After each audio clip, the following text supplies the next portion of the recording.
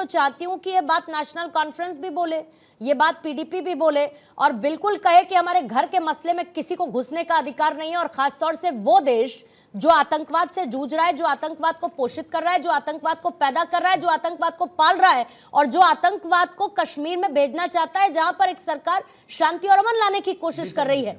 लेकिन फिर भी पाकिस्तान के रक्षा मंत्री का यह बयान आना आप कहीं ना कहीं तो सवाल खड़ा करेगा ना कि भाई पाकिस्तान के रक्षा मंत्री को क्या मतलब है कि कांग्रेस का एजेंडा क्या है, हम उनके साथ हैं, हम उनका समर्थन करते हैं। पूर्णिमा जी लेट मी कंप्लीट फर्स्ट। देखिए, एक बात तो मैं पहले भी बोल चुका हूं, पारे की मानित साफ है कि पाकिस्तान के इरादे क्या रहे हैं, किस तरीके से भारत में खलल डाला जाए, भारत की शांति और अमन को किस तरीके से प्रभावित किया जाए, उसकी हर चंद कोशिश वो करता रहा।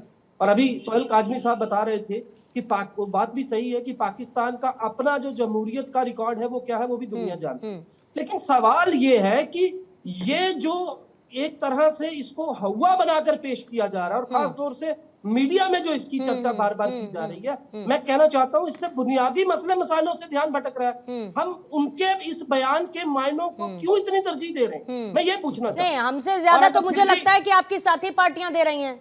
जब बयानात आ जाते हैं कि पाकिस्तान से बात करिए, आइए, क्यों उनके पास वो चूड़ियां पहनकर बैठे हैं, क्या कौन बयान दे रहा है सर? और आप ही के नेताओं का नाम याद दिला दूं, आप ही के नेताओं का नाम याद दिलाऊं, किस किस ने पाकिस्तान परस्ती अब उससे बातचीत की बात की है साहब? आपके सीनियर लीडर, सुनिए मेरी बात साहब, आप उंगली उठा लीजिए, आपको मीडिया पे उठानी है, किसी पर भी उठा लीजिए, जाके अपने नेताओं से भी तो बोलिए कि पाकिस्तान को लेकर और उसकी वकालत करने वाले बयान ना दें। आपके खुद के कांग्रेस के लीडर्स इस तरीके के बयान देते हैं। लूंगी आपसे मैथिल साहब, लूंगी, लेकिन वाजपेयी साहब ने क्या कहा था सर? 20 सेकंड फिर आप रुकते नहीं ना मैथिल साहब, ठीक है, बोलिए। मुझे बड़ा अच्छा लगा सुनकर, मेरे कानों को बड़ा सुकून मिला कि कांग्रेस के प्रवक्ता ने बोला कि घर की लड़ाई है और हम घर में ही लड़ना चाहते हैं। बहुत बहुत धन्यवाद है आपका। लेकिन ये मणिशंकर अय्यर को तो समझा देते, जो जाके पाकिस्तान में वोट मांग के आया था, ताकत मांगने गया था कि भैया मुझे तो नरेंद्र मोदी से लड़ने की ताकत दो, हमारे देश से नरेंद्र मोदी को हटा दो। क्या मणिशंकर अय्यर पे क्या कार्रवाई करी?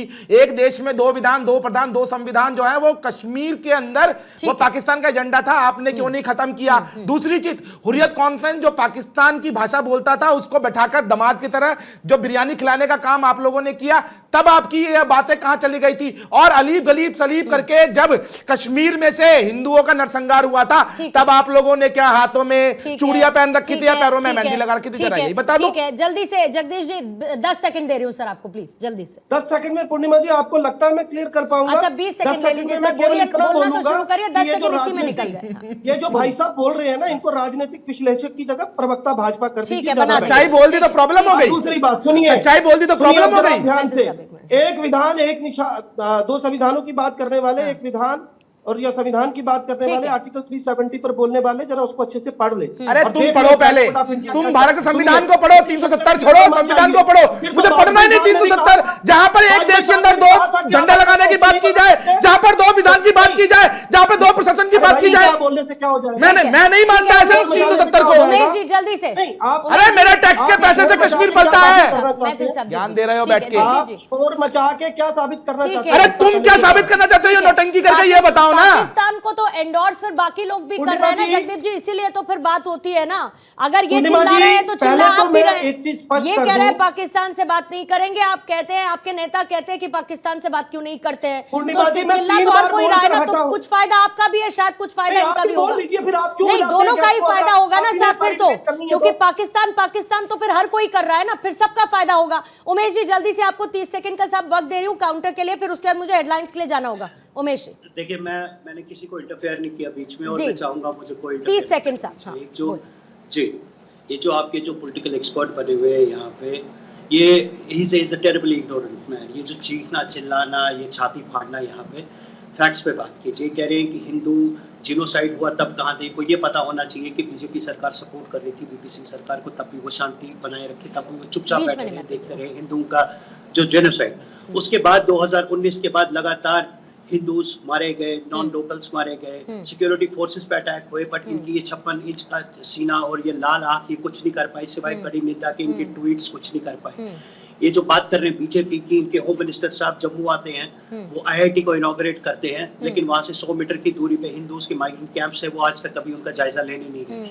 ये सीना फाड़ के कह रहे हैं कि हम एक नेशनलिस्ट है। इनके कैंडिडेट्स की चॉइस देखिए कश्मीर में, इनके कैंडिडेट्स की चॉइस देखिए कश्मीर में, जो बात कर रहे हैं ना आज देखिए इनके कैंडिडेट्स की, किन किन कैंडिडेट्स को, इंडिपेंडेंट कैंडिडेट्स को ये अपना रहे हैं। इन कैंडिडेट्स को देखिए, कुछ तो अभी जेल से छूटे यूएपीए के केस में जिनको बेल दी गई है, इनकी छत्र छाया के अंडर उनको बेल दी गई। जस्ट इसका जवाब अनिरुद्ध जी देंगे। फेक नेशनलिज्म, ये जो अनिरुद्ध जी क्या जवाब देंगे उनको तो नहीं बीजेपी के प्रवक्ता है ना, आपने सवाल उठाया तो जवाब वही देंगे। पाकिस्तान के उनको तो पहले एनसी और एनसीपी में फर्क नहीं पता, वो तो एनसीपी रेफर कर रहे हैं। ठीक है अनिरुद्ध जी अपना जवाब रखिए।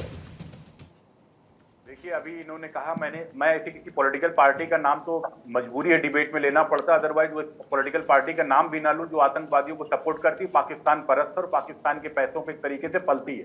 अगर यहीं बैठ के एक्सपोज करना हो तो एक्सपोज कर दो, अगर मुझे समय क्योंकि इतना नहीं है, नहीं तो बताऊं कि एनआईए की रिपोर्ट क्या है और क्या कहते हैं कितने जमीन घोटाला किया और कैसे किया, क्या क्या किया है, सारे मेरे पास काले चिट्ठे हैं।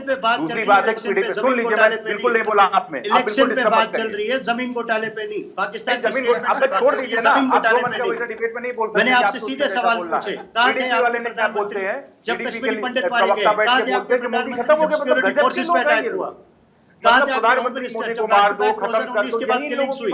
जमीन घोटाले पे बात की, जवाब चाहिए मुझे इस पे। आप बताओ ना 2019 क्या के कैंडिडेट प्लेसमेंट है आपका जम्मू कश्मीर में? वहाँ पे आप जमीन घोटाले पे पहुंच गए, आप मुझे सवाल का जवाब दीजिए। नहीं करा पा रहे थे, एलिगेशंस लगा रहे हैं, आप सवाल का जवाब दीजिए। बिरयानी खिला रहे थे, आप बैठ के यासीन मलिक को पाल रहे थे बच्चे के तरीके से। 1990 में वहाँ पे कश्मीरियों का सरकार हो जाता पंडितों का, तब आपने कौन सा डेवलपमेंट का काम किया, उनको विकास का काम किया? आप वहाँ पे लोगों को रिजर्वेशन नहीं दे पाए, आरक्षण नहीं दे पा रहे थे। आप कॉन्टिन्यूस बोलते जा रहे हैं, कॉन्टिन्यूस बोलते, अपने टाइम में हम ये चाहते हैं पाकिस्तानी हूँ।